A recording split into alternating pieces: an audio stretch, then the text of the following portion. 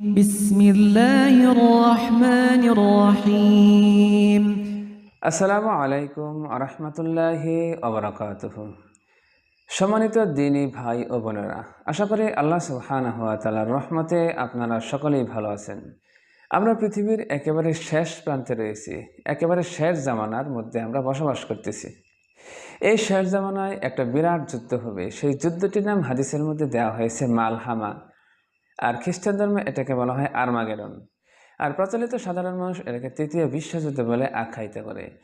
এই মালহামা সম্পর্কে যে ভবিষ্যৎবাণী হাদিসের মধ্যে করা হয়েছে, সেই ভবিষ্যৎবাণীটা একেবারে পরিপূর্ণ বাস্তবায়ন হয়ে গেছে।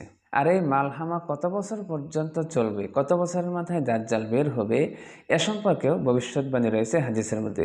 আজকে এই বিষয়গুলো নিয়েই আলোচনা করব। চলুন তাহলে আমরা হাদিস থেকে আগে তথ্যগুলো জেনে নেই, তারপর আমরা বিশ্লেষণ করে দেখব হাদিসটা কিভাবে বর্তমানের সাথে একেবারে পরিপূর্ণ বাস্তবায়ন হয়ে গেছে। হাদিসটি হলো as-সুনানুল ওয়ারিদাতু ফিল ফিতান গ্রন্থের 612 নং হাদিস। তাছাড়া হাদিসটি আবু দাউদ শরীফের 4294 নং হাদিস। হযরত মুআজ বিন জাবাল রাদিয়াল্লাহু তাআলা আনহু থেকে বর্ণিত, তিনি বলেন, রাসূল করিম সাল্লাল্লাহু আলাইহি ওয়াসাল্লাম ইরশাদ করেছেন যে বাইতুল মাকদাসের আবাদ মদিনা ধ্বংসের কারণ হবে, আর মদিনার ধ্বংস মালহামা তথা মহাযুদ্ধের সূচনা হবে, আর মহাযুদ্ধের সূচনা কুস্তুনতুনিয়া বিজয়ের কারণ হবে, আর কুস্তুনতুনিয়া বিজয় দাজ্জালের আবির্ভাবের কারণ হবে। এরপর বর্ণনাকারী বলেন যে মুআজ ইবনে জামাল রাদিয়াল্লাহু অতঃপর আমার উরুতে হাত দিয়ে থাপ্পড় মেরে বললেন যে তুমি এখানে বসে আছো, এটা যেমন সত্য এই ঘটনাগুলো সংঘটিত হবে, এটাও তেমন সত্য। এখন চলুন এই হাদিসটি একটু পর্যালোচনা করে দেখি এটা বর্তমানের সাথে, মানে বর্তমান ঘটনাগুলোর সাথে কিভাবে পরিপূর্ণ বাস্তবায়ন হয়ে গেছে। এখানে প্রথমে বলা হয়েছে বাইতুল মাকদাসের আবাদ মদিনা ধ্বংসের কারণ হবে। এখানে বাইতুল মাকদাস বা জেরুজালেমের উত্থান বলতে ইহুদিদের উত্থানকে বোঝানো হয়েছে, আর মদিনা ধ্বংসের কারণ দ্বারা মুসলমানদের অধঃপতনকে বোঝানো হয়েছে। আর বর্তমানে এটা সুস্পষ্ট রূপে একেবারে বাস্তবায়ন হয়ে গেছে। বর্তমানে সমগ্র পৃথিবীর রাজনীতি, অর্থনীতি, ধর্মীয় সংস্কৃতি সব কিছু ইহুদিদের কন্ট্রোলে। আর এই রাজনীতি, ধর্মীয় বিষয়, অর্থনৈতিক বিষয়, সাংস্কৃতিক বিষয় কোনোটাই মুসলমানদের আয়ত্তে নেই। মুসলমানরা এখন একেবারে অধঃপতনের চূড়ান্ত পর্যায়ে চলে এসেছে। আর সমগ্র পৃথিবীতে ইহুদিরা এখন সব কর্তৃত্ব নিয়ে নিয়েছে, তারা সব কিছু পরিচালনা করতেছে। অথচ আমাদের মুসলমানরা এ সম্পর্কে, অধিকাংশ মুসলমানরাই এই বিষয়গুলো জানে না। আর হাদিসটিতে এদিকে ইঙ্গিত করা হয়েছে মুসলমানদের যখন অধঃপতন হবে আর ইহুদিদের যখন উত্থান হবে, তখন ওই মালহামার সূচনা ঘটবে। আর এই মালহামার সূচনা গাজা যুদ্ধের মধ্য দিয়ে হয়ে গেছে। গাজা যুদ্ধ যেদিন থেকে শুরু হয়েছে সেদিন থেকেই মালহামার সূত্রপাত হয়ে গেছে, যেটা অন্য হাদিস দ্বারা আমরা জানতে পারি। মানে অসংখ্য হাদিসের মধ্যে বলা হয়েছে যে শাম অঞ্চল থেকেই মালহামার সূত্রপাত ঘটবে, আর ফিলিস্তিনের গাজা হচ্ছে শাম অঞ্চলের অন্তর্ভুক্ত, আর এখান থেকেই এই মালহামার সূত্রপাত ঘটে গেছে। এখন এই মালহামা কত বছর পর্যন্ত স্থায়ী হবে, এটাও আরেকটি হাদিসের মধ্যে বর্ণিত হয়েছে। হাদিসটি হলো as-সুনানুল ওয়ারিদাতু ফিল ফিতান গ্রন্থের 614 নং হাদিস। তাছাড়া হাদিসটি আবু দাউদ শরীফের 4296 নম্বরে বর্ণিত হয়েছে।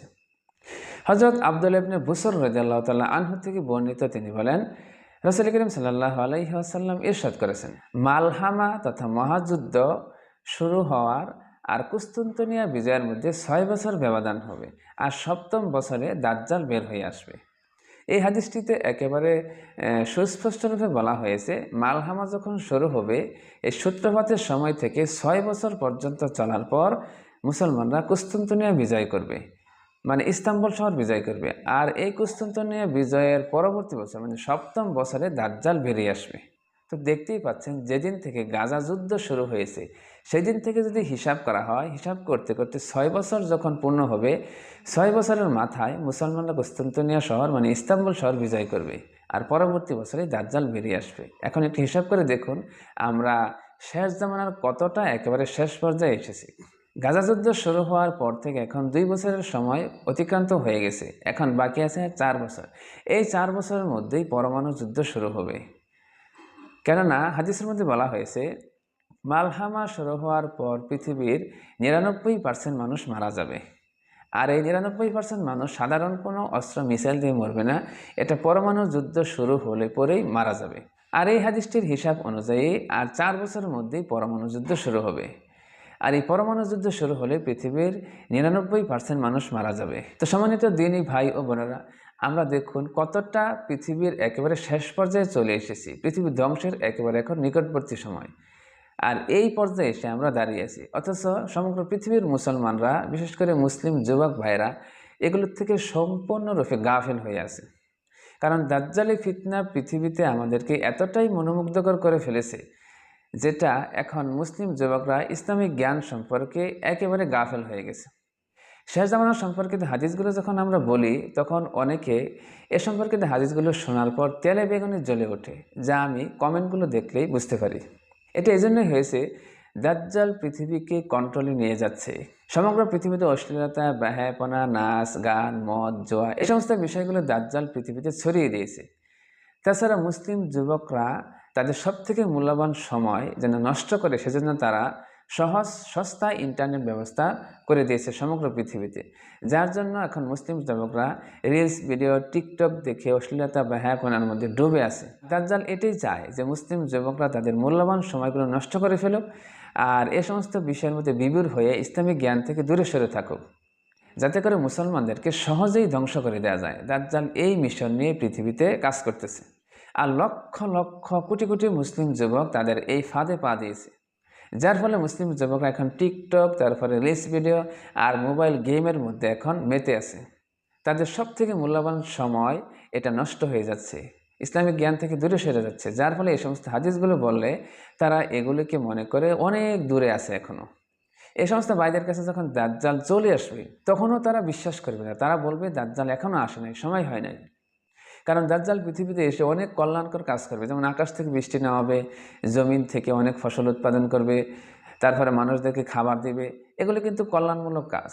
এ সমস্ত কাজ দেখে এ সমস্ত যুবক ভাইয়েরা বলবে এ তো ভালো কাজ করতেছে, এ তো দাজ্জাল হতে পারে না, দাজ্জাল আরও পরে আসবে। তো প্রিয় দিনী ভাই ও বোনেরা, দাজ্জালের এই মহাফিতনা থেকে বের হয়ে আসতে চাইলে সূরা কাহফের প্রথম 10 আয়াত এবং শেষের 10 আয়াত তেলাওয়াত করতে হবে নিয়মিত, যেটা আমি আগের ভিডিওতে বলেছি। এই আমল না করা পর্যন্ত দাজ্জালের ফিতনা থেকে কোনো মুসলমান বের হয়ে আসতে পারবে না।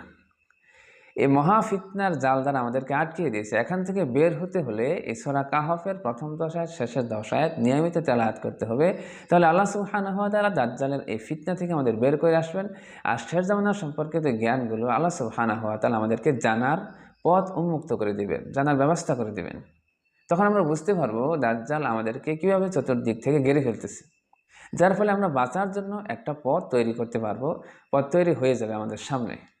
তো যেহেতু মালহামার সূত্রপাত হয়ে গেছে, এখন আমাদেরকে বেশি বেশি আল্লাহ সুবহানাহু ওয়া তাআলার কাছে ইস্তিগফার, দোয়া করতে হবে, কোরআন তেলাওয়াত করতে হবে, বেশি বেশি আল্লাহ সুবহানাহু ওয়া তাআলার ইবাদত করতে হবে, যাতে করে ফিতনার সময় আল্লাহ সুবহানাহু ওয়া তাআলা যেন আমাদেরকে এই মহা ফিতনা থেকে রক্ষা করেন।